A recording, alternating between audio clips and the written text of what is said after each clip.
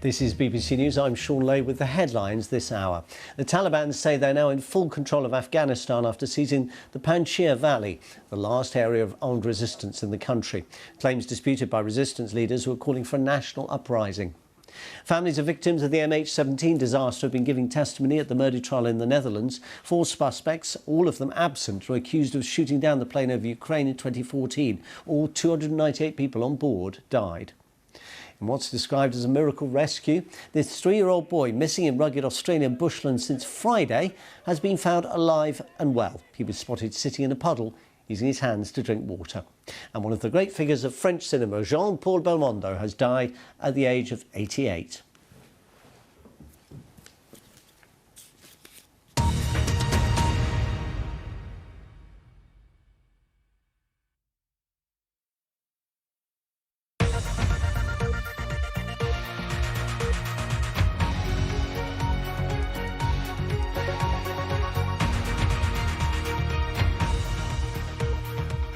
Hello, welcome to our look ahead to what the papers will be bringing us first thing on Tuesday morning. Joining me tonight, Sam Listed. Sam is Deputy Political Editor at the Daily Express, and the broadcaster and writer David Davis. Good to have you both back with us. Tomorrow's front pages, for those of you watching at home who haven't perhaps seen earlier editions of this review. We begin this time with the Mail. $5 a week to fix the care crisis is the headline on tomorrow's Daily Mail. Paper that says that's how much extra money a typical worker, which it describes as somebody who's on about £30,000 a year, would have to pay to fund new social care plans in England. The paper describes the government's plans as a manifesto-busting tax raid to bail out the NHS and fix social care.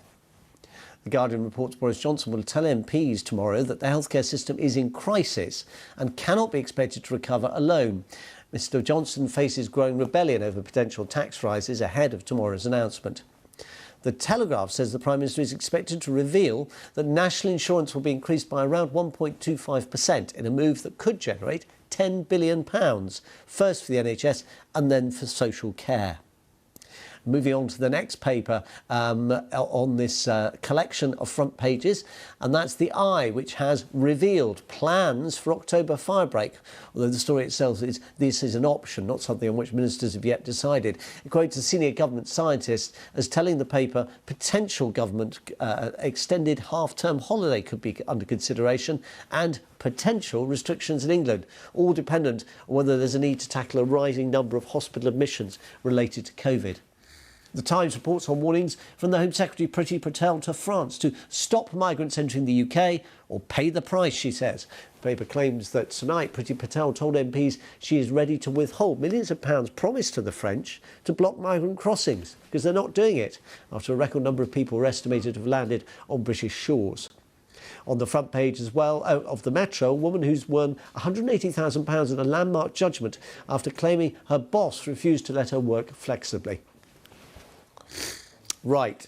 Now, I said I'd give David a good run for his money this time because he was struggling against technology on our behalf last time. David, I hope you're in full voice. Kick us off with, if you would, the Telegraph, please. Tories condemn tax rise sham. Well, reforming social care is the nightmare that keeps giving it in the neck to government after government. And Boris's government is no exception to that. And here we are again, for some of us who've been around a little bit, and even the Telegraph talks about Tories condemn tax rise sham. That's a reference to a former leader, Ian Duncan Smith, who basically has said that the reforms are not fundamental enough. And you understand why he says that, because despite successive efforts by successive governments, it seems that everybody agrees the current system isn't sustainable, but nobody can find a solution, even after Boris has had it 2 years since he stood on the pavement outside Downing Street and said, this is effectively going to be my #1 priority and I'm going to get it done along with Brexit.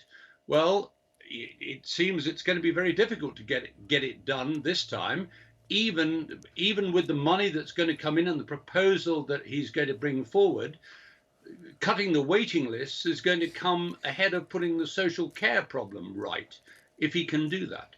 Yeah, and it's a big if, isn't it, Sam?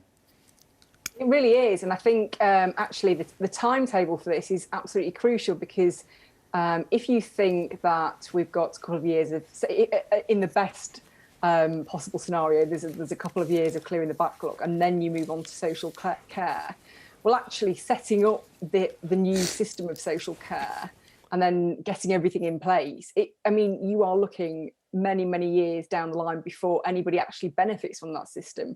So when you go to the polls next time round, will people actually be feeling the effects of this this new tax? I think it's highly unlikely that people really be feeling that they're getting their money's worth next time round unless the action is taken quite quickly, rather than delayed until after the NHS backlog. Jam the day after tomorrow, David. It's not a great political message, is it? Well, it isn't. And this government has been hoisted by its own petard because what is it, a year, 18 months ago when COVID was hitting and all the furlong schemes and Eat Out and all the rest of it and the self-employed scheme and all the rest of it, all of that was coming in at vast costs. I don't remember anyone or very few people being really honest about what the cost would be. And the cost would be and is that the Conservatives are going to break manifesto pledges.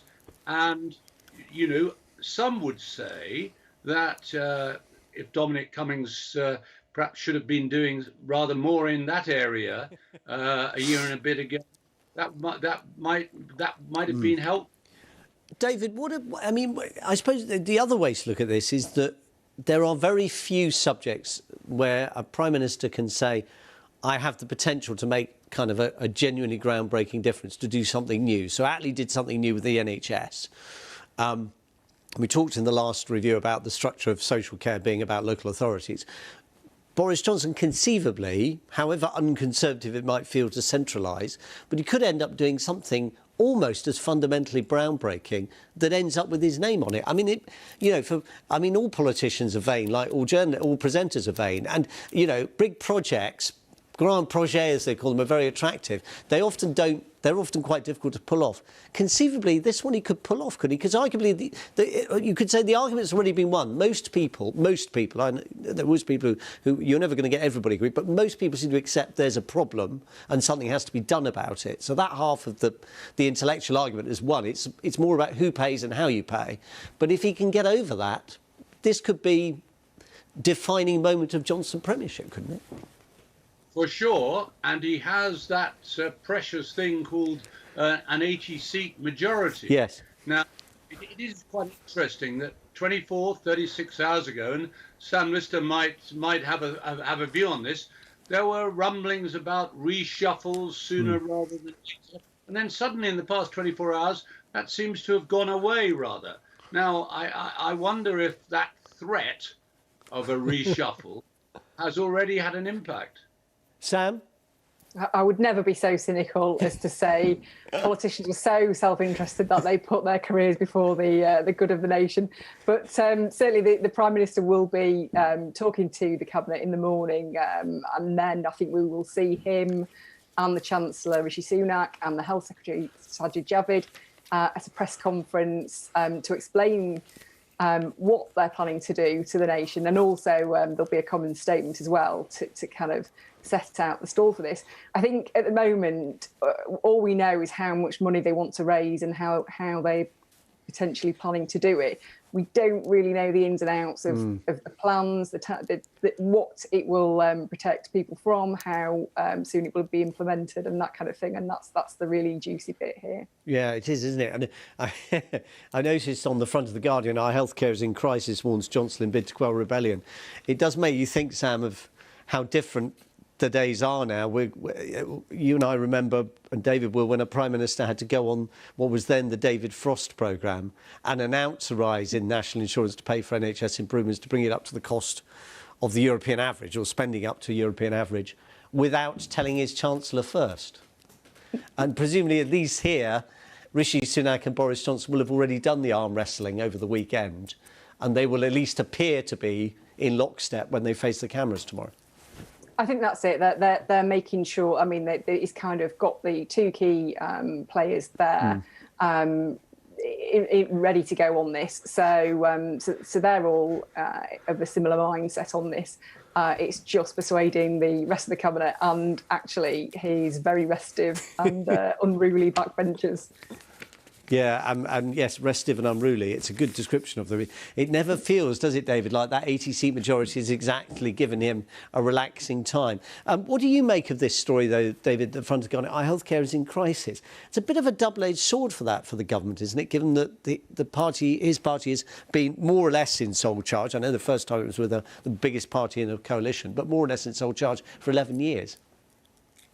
Well, but of course, the counter-argument to that is that we've had a pandemic like none of us have known before in our lifetime, and well beyond it.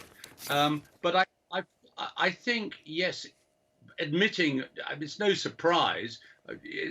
Saying the NHS is in crisis is rather like saying, I mean, morale at the BBC is low. I mean, morale at the BBC is always meant to be low, and I happen to have known it when it was rather high. NHS, the problems of the cost of the NHS, no one really knows what that's going to be in 10 years, 20, 30 years' time, if we go on as we are.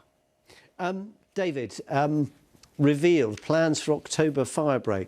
Oh no, just as you thought it was safe to go back on the high street, in the restaurant, in the swimming pool, and off to see your favourite band at the weekend. Well, Boris can't be accused of courting popularity with some of his MPs and that 80-seat majority, if this story is to be believed. I mean, yes, any government must have contingency plans, but this is a very specific story, that plans are there. The story almost implies, I don't know if Sam agrees with this, that there is an expectation that this is going to happen, that there will have to be some another lockdown of some degree or level, probably not as bad. We hope not as bad as a year ago, but we shall see. And nobody really knows how bad it's going to get. But this is a pretty depressing story, no question about that. Sam, I was interesting. I was watching Anthony Fauci on the television earlier. Dr. Fauci saying that he thinks there will need to be a third jab in the States. So he's talking about now a triple jab vaccination. As this story points out, I mean, the story itself is on page 6, but the front page alone says a fifth of those under the age of 40 have still not had their first jab. And perhaps not unrelated, the UK is about to enter, quote, an extended peak of infections.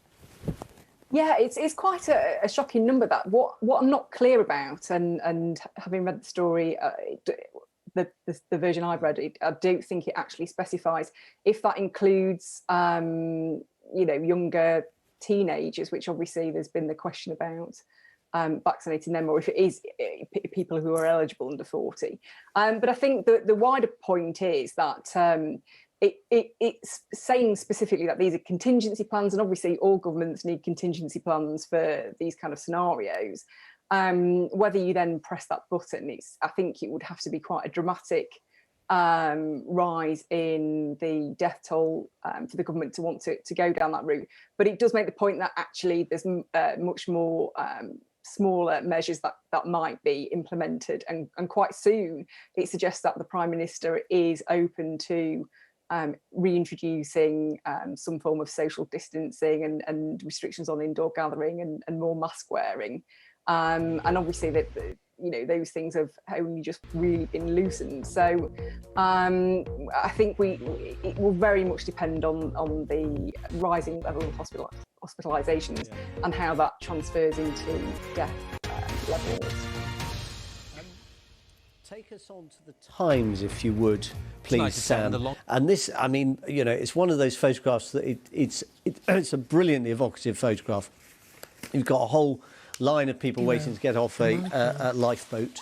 onto the beach at Dungeness, and you've got 2 police or border crossing officials steering the people into the right direction to go, into custody, obviously. But it's a lovely gesture the man's making. Rather, it looks, because the way the photograph is, that the guy at the front on the right is making a big theatrical This is "Welcome BBC to the News, United Shaun Kingdom, Ley madam" with the gesture, which Most I'm sure he famous isn't. landmarks But in London is it finally just feels like it could be a once again private eye heard. front cover photo. Houses of Parliament. Yeah, I'm sure they may want to do something with that. I think the top and bottom of this story is that this is apparently another day of record levels of crossings, and it's only about probably a week or two since the last record level, and that record was only a week or two on the previous record. So, you know, the numbers of crossings are not diminishing at all. And I think there's certain frustration within the government, and certainly Priti Patel has made it clear to Tory MPs that she's frustrated that the money being given to France to increase its border patrols is not really paying off. There was a chunk of money given last November, and then there's been another, I think it's 58 million promised since, and she's threatening to withhold some of that if there isn't some action from the French. And I know certainly from talking to people in Whitehall about this issue over recent weeks, there's great frustration with the French government. And I think the way it was described to me was, well, you know, in Paris, everyone's gone off for the August holidays. There's no grip on this. They've lost a grip on the border. So I think this is a bit of a flashing their ankle to the French government on this. Yes, I suppose we should be thankful for more mercies, David, that the headline isn't pretty frustrated. Yes.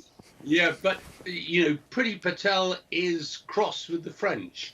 I mean, that effectively is what this story is about. And she's asking for payment by results. One of the problems still seems to me that it's not entirely clear what the French are expected to do about all this. Are they expected to have a sort of barricade of boats across the channel, many more boats than we have? What is the 54 million quid that hasn't been paid, or not a penny of it so far has been paid? What is it actually for them to do? And I think this is the sort of thing that does make Tory MPs against him, and Priti Patel is under a lot of pressure on it, I think. Yeah, and it's not a problem that's going to go away, is it, by any means? And certainly not. Arguably, one of the consequences again of Afghanistan could be that some of those people who are trying to escape the country, crossing land borders, eventually one day end up trying to get into the UK that way. Interesting one we will need to watch. We'll end on the Times as well, David. I mean, there's a lovely picture of what the woman they call Teen Queen Raducanu, terrific English player, British player in the last 8 at the US Open. But we will end on the old normal. Rush hour returns as Britain goes back to work. Well, is it the old normal with roads in London and Birmingham and the Midlands as a whole, and Liverpool, as we're told, as busy as pre-pandemic times? That's what this story tells us. But many firms, including the Bank of England, apparently, are still quite happy for people to work from home. And tube passengers in London are certainly well down. And so there is this real thought: is the rush hour a thing of the past, which some of us might think was rather good news? I think we might, David. Sam, just on the tube figures, there was one somewhere reported today that it's now up to 2/3 of where it was, I think, or so. No, 80%. I think it might have been even 80%, somewhere between those two figures, 75 and 80%. Does it feel like it's back to normal from your point of view? I think, no, you're definitely not under people's armpits like you used to be in the old days, but that was the reason why I bought a bike a long time ago, to try and avoid that awful scenario. You discovered how many people hadn't had a wash or a shower before they got on the tube. So, that's my advice. Try and stay off it if you can avoid it in any way possible. Sam Lister, David Davis, on your bike, both of you. Thank you so much. Lovely to have your company as always. Lovely to have your company as too. Thanks so much for being with us. There's more sport and weather coming up next, and then the news at midnight.